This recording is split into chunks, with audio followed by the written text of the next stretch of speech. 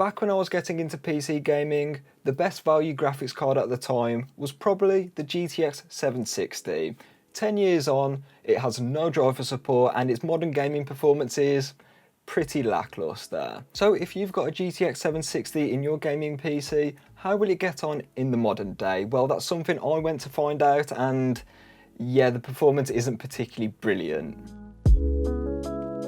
It's been a whole 3 years or maybe even 4 years since I took a look at the GTX 760, and a lot has changed since then. I've improved a lot of my testing methodology, and just the whole channel as a whole has improved. But Andy's Tech sent out this GTX 760 as a part of a PC parts bundle, so a big shout out to him. He makes very similar content to mine, so his content might be right up your alley. This is the MSI Twin Frozr Gaming OC, and it's one of the better GTX 760 models, so thermals and acoustic wise it should be pretty decent. But back to the GTX 760 though, and like the rest of the Kepler series, it's kinda aged like milk.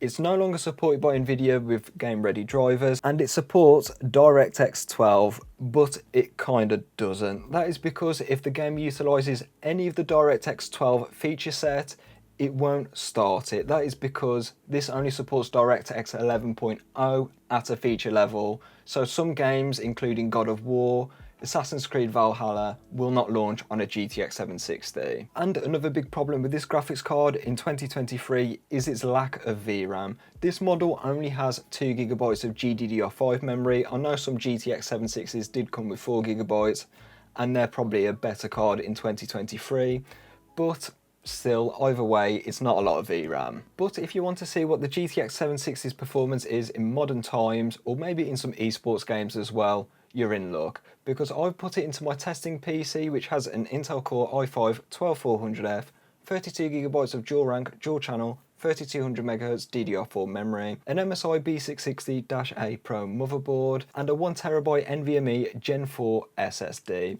All testing has been done at 1080p, and looking in hindsight, maybe 900 or 720p might have been a better option for this graphics card. So let's see how it gets on. First game up with the GTX 760 is Rainbow Six Siege, setting it to the low preset here because, yeah, we're testing a 760, and to be fair, performance wasn't actually too horrendous. Getting 123 frames per second on average, with a 1% low of 80 FPS, that is good performance in my book, and the game is certainly playable, even maybe if you've got a 144Hz monitor. I think Rainbow Six Siege at 1080p is quite playable on a GTX 760. Another esports game is up next, and that is Fortnite, setting it to the performance API here, which is not usually the API I'd recommend with Fortnite, but we need all the performance we can get today as this GPU is not very powerful. Even so, with every setting set to low, the 760 actually got on quite well, getting 192 frames per second on average, with a 1% low of 110, and to be fair, usually Fortnite is a massive stutter fest, but to be fair, on the 760 it was actually quite good. I think this is because it was nowhere near close to maxing out the 12400F, as Fortnite is a pretty CPU bound game, so if you wanted a cheap graphics card to play Fortnite, the 760 is not too bad for that. The Witcher 3 is up next, and this taxes both the CPU and the GPU. Setting it to the DirectX 11 API, as I didn't really want to choose DirectX 12 knowing what Kepler's like, but I set all the settings down to low. On average, this netted 42 frames per second with a 1% low of 37 FPS, which is actually not too bad all things considered. It's certainly playable, and I'd say it's very similar to sort of an Xbox One experience. So if you wanted to play The Witcher 3 on a graphics card like this, it is playable, but it's certainly not ideal. Speaking of not ideal gaming performance, Cyberpunk 2077 is up next. Despite it being a DirectX 12 title, Cyberpunk actually runs on a GTX 760, or it kind of walks. That is because the 760 got just 19 FPS on average, with a 1% low of 15 frames per second on the low preset, which is not playable. I don't care who you ask, that is not playable performance. I also tried to enable FSR2 and it just resulted in like a weird black screen for some reason, so FSR2 doesn't work in this game. But if you were to lower the resolution to 720p or maybe even 900p, you might get playable performance that way.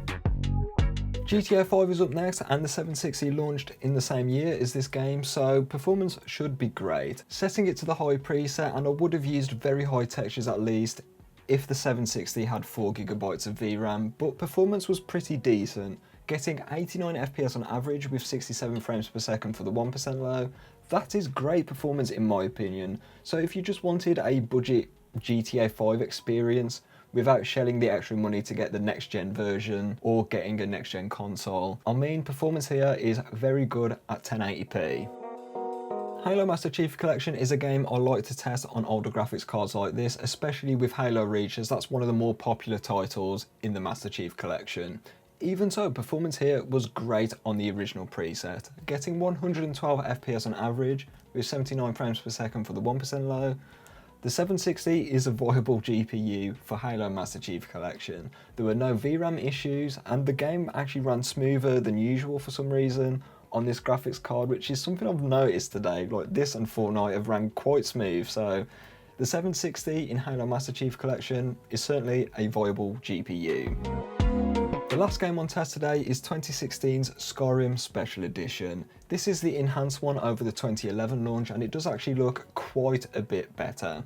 Setting it to the high preset here netted 60 frames per second on average, which is the engine limit in this game. You don't want to go above that as the physics engine just kind of falls apart. But the 1% low was a bit weird, getting 30 frames per second. When looking at water effects, it would tank the frame rate for some reason, so I'm not sure what was going on there. But for the most part, Skyrim was actually pretty playable on a GTX 760. After benchmarking, I can kind of summarise which sort of games will run just fine and which ones will run pretty poorly on a GTX 760. As always, and I'll say this with pretty much every GPU benchmarking video I make, the esports games ran totally fine. Fortnite got just south of 200 FPS on the performance API, which is very playable performance in my opinion, and the 1% lows were looking quite good as well. And Rainbow Six Siege got around 120 FPS on the low preset, which is maybe not the best performance in the world. It's definitely not the best performance in the world. However, it's very playable even if you wanted to play competitively. So if you had a mate or a family member that was getting rid of a GTX 760, or they were selling it for like £5, and you just wanted a very budget esports experience and you wanted to play some older games as well, I mean, the GTX 760 is not bad for £5, or then again, if it's free, there is no such thing as a bad graphics card, but a bad price does. Newer AAA games like Cyberpunk 2077 did launch and did run on a GTX 760, but the performance wasn't particularly great. I did say run, I meant walk, by the way. 19 FPS on average isn't playable, no matter who you ask. So if you were to drop it down to like 720p maybe in Cyberpunk, the performance could be playable there. And this is where the good and the sort of mixed news comes to an end. That is because we ran into some issues today. Newer games like F123 and God of War didn't even start on this graphics card, and that is because of old graphics drivers and not supporting DirectX 11.1 at a feature level. And that is my biggest complaint with Kepler, is the lack of driver support, which is understandable to a certain degree, and its DirectX support. It does say on the box that it supports DirectX 12, and in fact that is very true. However, it is kind of misleading, as some games which are on the DirectX 11 API won't start, like God of War. This is because the GTX 760 only supports DirectX 11 at a feature level, not DirectX 11.1, not even DirectX 12 at a feature level, just DirectX 11.0. And this sucks for Nvidia Kepler graphics cards. This is because AMD GPUs at the time did support DirectX 12.0 at a feature level, so games like God of War and even Assassin's Creed Valhalla, games which need DirectX 12.0, will run on them. The final nail in the coffin for Kepler came in 2020 when Nvidia announced that they are axing game-ready driver support for Kepler graphics cards, so that includes the 600 series and the 700 series, apart from the 750 Ti. And this was an issue today, as I wanted to test F123 and it just didn't start because the graphics driver was way too old. And I think the GTX 760 could have been a decent graphics card for F123 on the low preset. And these are the reasons why I cannot recommend the GTX 760 or any Kepler graphics card in 2023 and 2024. They're just way too old, they've got weird DirectX support, which is kind of misleading, and they're no longer supported by Nvidia. And they've also aged a lot worse than the AMD R9 graphics cards of this era. And these are the reasons why I cannot recommend the GTX 760 or any other Kepler GPU in 2023 and 2024, but you probably knew that already. I would much rather recommend it, and I feel much more comfortable recommending a much newer graphics card, something like an RX 580, even though that's technically not fully supported by AMD anymore, but it's a lot more efficient than a graphics card like this, and it will absolutely smoke it. Another thing I don't like about Kepler is their high used pricing on eBay. I don't know why they go for so much with GPUs like this GTX 760 going for £30 or £40 on the used market, which makes no sense to me, especially as you can find a graphics card like the R9 290 for around £20 to £25, and that thing will absolutely smoke basically any Kepler graphics card, maybe apart from the 780 Ti.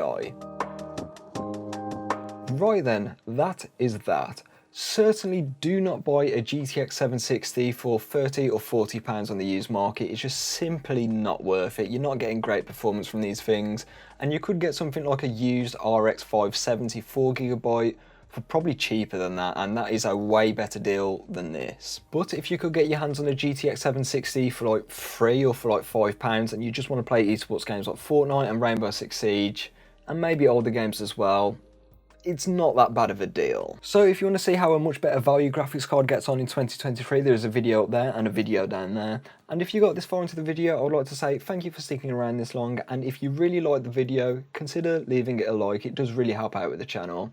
And I'll catch you in the next one, and have a good rest of your day.